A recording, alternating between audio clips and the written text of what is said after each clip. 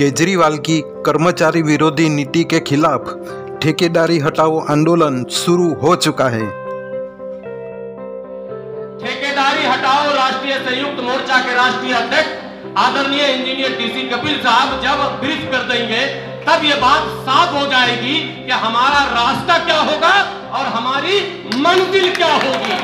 तो रास्ता और मंजिल बताने के लिए आदर और सम्मान के साथ आदरणीय इंजीनियर डीसी कपिल साहब से मैं विनती करता हूं कि वो मंच पर आए और मार्गदर्शन हम सबों का करें साथियों का कि हमारा रास्ता क्या होगा और हमारी मंजिल क्या होगी। आइए इंजीनियर डीसी कपिल साहब, एक बार और जोरदार तालियों से आपको।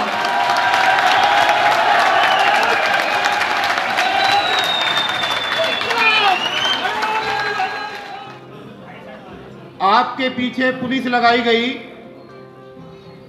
आपकी एक दिन में 4 हाजिरी की गई, आपको रोका गया, आपको डराया गया।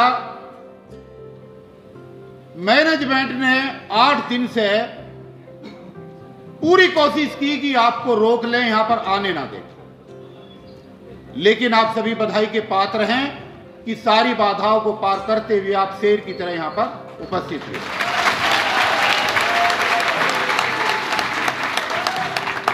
और अभी तो BYPL के साथी तो आए ही नहीं, अभी जमुना पार के साथी तो अभी रास्ते में हैं। जगह कम रहेगी उसके लिए मैं माफी चाहता हूं। मुझे नहीं पता था, अभी मैं बाहर गया था, इतनी तो बाहर खड़े। ये भरोसा है आपके मिशन में हमने एक शब्द जोड़ा था 1.5 महीने पहले, मिशन भरोसा, यही सब था, उसी से जुड़े हो आप। तो ये जो भरोसा आपने आज दिलाया है, इसके पीछे बहुत बड़ा कारण है। 2015 में भी ऐसी ही भीड़ इकट्ठी हुई थी और मैंने आपसे उस समय कहा था, आपको विश्वास नहीं हो रहा था। आपकी 9,000 रुपये सैलरी थी, मैंने कहा आपकी सैलरी में 20,000 करा सकता हूं। तो हमारे लड़कों ने विश्वास नहीं किया, ऐसे कैसे हो सकता है। लेकिन जब आंदोलन हुआ तो आपकी सैलरी भी बढ़ी और आपको तमाम सहूलियतें भी मिली। जो चीजें आपको 2015-2016 में मिली थी, वो कश्मीर से लेकर कन्याकुमारी तक आज किसी विभाग में नहीं है। आप इस बात का विश्वास करें।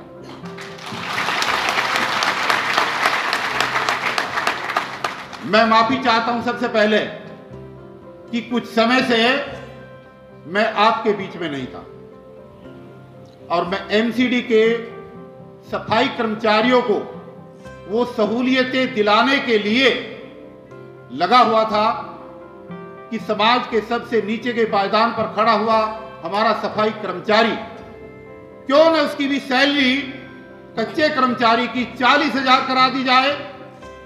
क्यों न उसको भी अगर डेथ हो जाती है तो उसको 20 लाख रुपए दिलवा दिए जाएं।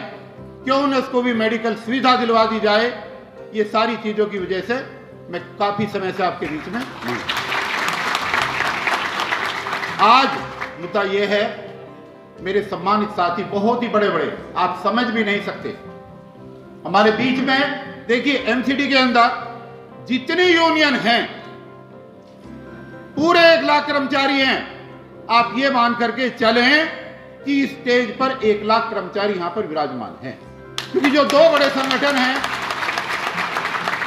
कोर कमेटी के अध्यक्ष और सफाई कर्मचारी आयोग के पूर्व चेयरमैन संतलाल चावरिया जी हमारे बीच में मौजूद हैं। इसी कमेटी के प्रधान महासचिव और ठेकेदारी हटाओ राष्ट्रीय संयुक्त मोर्चा के राष्ट्रीय चेयरमैन भाई राजकुमार धिगान जी हमारे बीच में मौजूद हैं। जो दूसरा बड़ा संगठन है MCD मजदूर फेडरेशन, भाई रणधीर खाकट जी जो उसके प्रदेश अध्यक्ष हैं, वो हमारे बीच में मौजूद हैं। और जो प्रधान महासचिव हैं पवार साहब, वो भी हमारे बीच में मौजूद हैं। आप ये मान के चलिए कि पूरी MCD की करीब यहां पर मौजूद है।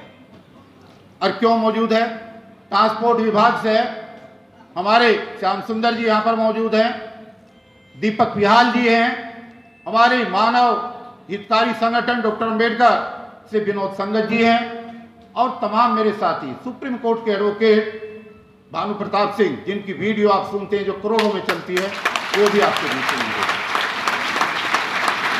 मानव अधिकार जो संगठन है जो कम से कम 50 देशों में चल रहा है, डॉक्टर दुआ जो IAS रिटायर्ड हैं वो भी हमारे बीच में है, उसका नाम देखो। और हमारे बीच में चौधरी ऋषिपाल जी जो इंटक के अध्यक्ष रहे हैं, और दिल्ली की कम से कम 100 यूनियनें इनके साथ हमेशा रहती है।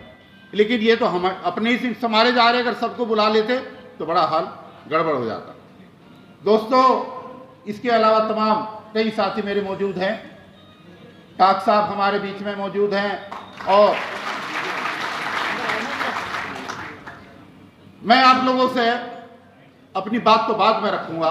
मैं आप बीच में इसलिए आया हूं कि बोलने वाले वक्ता को यह पता होना चाहिए कि आज का प्रोग्राम क्या है। तो ये वक्ता जब ही तो बात करेगा, और आज का प्रोग्राम यह है, सम्मानित मंच ध्यान दे मेरी बात पर, कि ये कच्चे कर्मचारी हैं, और कच्चे कर्मचारी कच्चे विभाग के हैं। इनको पक्का करने में कोई बहुत बड़ा काम नहीं होने वाला। प्राइवेट सेक्टर के कच्चे कर्मचारियों का पक्का होना, चावरिया साहब मेरी बात पर गौर दें, राजकुमार जी, इनका पक्का होना सिर्फ इतना है कि कंपनी और कर्मचारी के बीच का ठेकेदार हटा दिया जाए। इतना ही तो है भाई। और इनको पक्का होकर के ना तो पेंशन मिलनी, ना कुछ और सुविधा मिलनी है।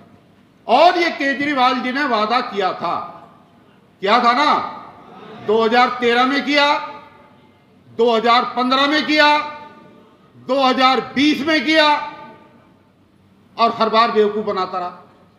उसने कहा मैं और मेरी सरकार अगर आएगी तो सारे कच्चे कर्मचारियों को पक्का करूंगा। 60 लाख कनेक्शन हैं दिल्ली के अंदर, और सारे कनेक्शन पर हमारे साथी 3 बार जाते हैं। एक बार मीट रीडिंग लेने, फिर बिल बांटने, और फिर पैसे लेने। घर घर जाकर के इन 25,000 आउटसोर्स के कर्मचारियों ने प्रचार किया था कि किसी तरीके से केजरीवाल की सरकार बन जाए तो शायद हमारा भला हो जाए। ऐसा ही था या नहीं था? 9 साल गुजर गए, 9 साल गुजर गए, लेकिन केजरीवाल जी के कानों पर जूं अभी तक नहीं चली। अब ये जूं चलवाने का समय आ गया। भाई जूं चलवाओगे या सांप चलवाओगे? पक्की बात है। तो आज का प्रोग्राम यह है कि केजरीवाल जी को दिल्ली के अंदर बड़े पैमाने पर उसकी की हुई वायदा खिलाफी के विरोध में उनके निवास पर कम से कम 25,000 लोगों के साथ हमें प्रदर्शन करना है और उसको घेरना है।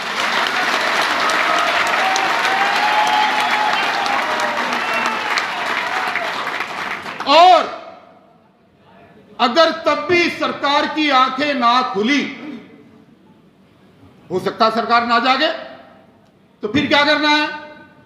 जो कोऑर्डिनेशन कमेटी ने डिक्लेयर किया है और जो हमारी आज की प्रेस रिलीज में है, उसके बाद हम 1 महीने का समय देंगे केजरीवाल जी को सोचने के लिए, समझने के लिए, और प्रदर्शन होने के बाद 1 महीने तक अगर केजरीवाल जी ने इन बिजली कर्मचारियों को पक्का ना किया तो अक्टूबर के पहले सप्ताह में दिल्ली की पूरी बिजली गुल होगी।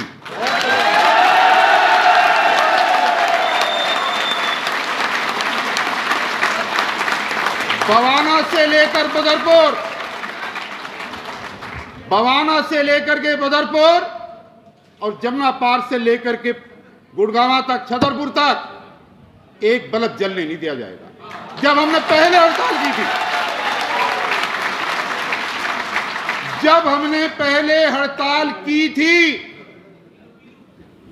तो मुख्यमंत्री और दिल्ली का ऊर्जा मंत्री अपने घर की बिजली 3 दिन तक चालू नहीं करा पाए थे। ये हुआ था जब आपकी सैलरी, देखिए मैं कई बार बताता हूं एमसीडी में कि हमारे बिजली कर्मचारियों को 40,000 रुपये सैलरी मिलती है, लेकिन ये कहते हैं ऐसा तो हो ही नहीं सकता।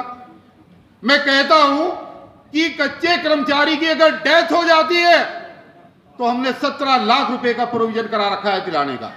मिलते हैं या नहीं मिलते, बताइए आप। ईएसआई की सुविधा, मेडिकल की सुविधा, इन 10 लाख का इंश्योरेंस, सवारी भत्ता, मोबाइल भत्ता, सब कुछ आपको मिल रहा है। लेकिन दोस्तों, जब तक पक्के नहीं होंगे, देखिए आज क्या है दर्द। आज दर्द यह है कि कल अगर स्मार्ट मीटर लगने शुरू हुए तो हम नई टेक्नोलॉजी का स्वागत करेंगे, ये बात सही है। लेकिन स्मार्ट मीटर लगने के बाद इस पावर सेक्टर के अंदर जो हजारों मीटर रीडर हैं, जो हजारों बिल बांटने वाले बीडी हैं और जो रिकवरी करने वाला स्टाफ है, इनके भविष्य का क्या होगा, इनकी नौकरी का क्या होगा, ये कहां जाएंगे। इसलिए हम केजरीवाल जी से ये चाहते हैं कि हम स्मार्ट मीटर का विरोध नहीं कर रहे। स्मार्ट मीटर आप लगाएं, लेकिन स्मार्ट मीटर दिल्ली में जब लगेंगे जब बिजली विभाग के कर्मचारियों की आप गारंटी देंगे कि 60 साल की उम्र से पहले इनकी छटाई नहीं होगी।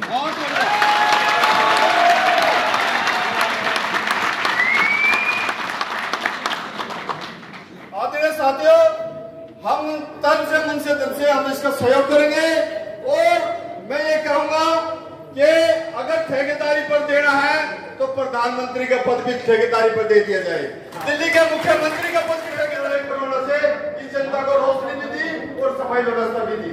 आदरणीय साथियों, मैं आदरणीय डीसी कपिल जी का और उनकी पूरी टीम का उन्हें धन्यवाद करता हूं और यह आश्वासन देता हूं कि हम सब मिलकर इस लड़ाई को लड़ेंगे। सरकार से, मैनेजमेंट से और न्यायाधीशों से कि ये कहां का न्याय है। हमारे बाप की, हमारे बुजुर्गों की कमर टेढ़ी हो गई, बूढ़ी हो गई, उन्होंने पैसा लगाया। आप लोगों को, हम लोगों को डिग्री, ITI, डिप्लोमा, बीटेक कराया, कर्जे पे पैसा लिया, इसलिए कराया कि मेरा बेटा बड़ा होके सरकारी नौकरी करेगा और हमें बुढ़ापे में आराम मिलेगा। दोस्तों, हुआ क्या? सरकार में तो नौकरी मिली, डिपार्टमेंट में तो नौकरी मिली, पर क्या नौकरी मिली? Minimum wage 17,000, 18,000, 19,000। हमारे बराबर में काम कर रहा है जीपे का आदमी, 90 किलो वजन हो रहा है, पेट पौध की तरह फूली पड़ी है, खंबे पे चढ़ेगा आउटसोर्स का, मरेगा आउटसोर्स का, टांग कटेगी आउटसोर्स की, जलेगा आउटसोर्स का, और तनख्वाह 1.5 लाख पहुंच जाएगी जीपे वाले के अकाउंट में। तो जिस प्रकार से आम आदमी पार्टी सत्ता में आई, उन्होंने वादा किया 59 डे की जो सरकार उनकी पहली बनी, उससे पहले उन्होंने 70वें नंबर पर मेमोरेंडम पर साफ स्पष्ट रूप में लिखा कि अगर हमारी सरकार दिल्ली में पूर्ण रूप से आती है तो हम दिल्ली के अंदर ठेकेदारी प्रथा, आउटसोर्सिंग बंद करेंगे और परमानेंट पोस्टों पर परमानेंट भर्ती करेंगे।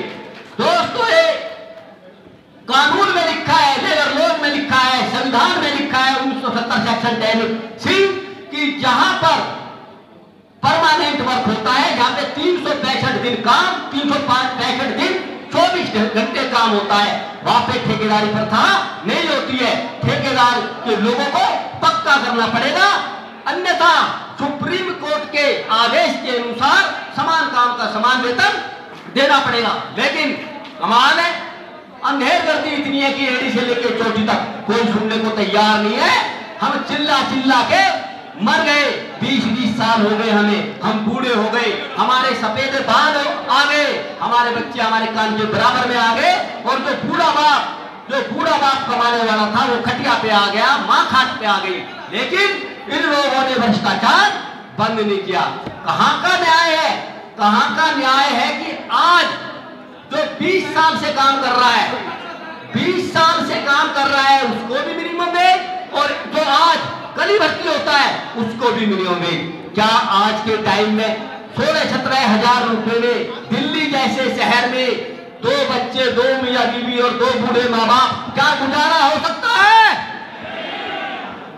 जब तक तुम्हारी आवाज मेरे आवाज से ज्यादा नहीं होगी तब तक ना तो सरकार के पास आवाज जाएगी और ना ही गूंगी बहरी मैनेजमेंट के पास आवाज जाएगी। अगर आप आए हो यहाँ पे और निर्णय है और निडर होकर आए हो तो दोनों हाथ उठा के और आवाज लगाओ। क्या ऐसे गुजारा हो सकता है? ये हमारे साथ अन्याय है, ये बिल्कुल गलत हो रहा है। तो ये सरकारें अगर बहरी गूंगी है तो क्या हमें अपनी आवाज लगानी पड़ेगी, इनके कानों में तेल डालना पड़ेगा, नहीं पड़ेगा? एक सेकंड। एक ही मुद्दा, एक ही काम, ठेकेदारी प्रथा बंद करो,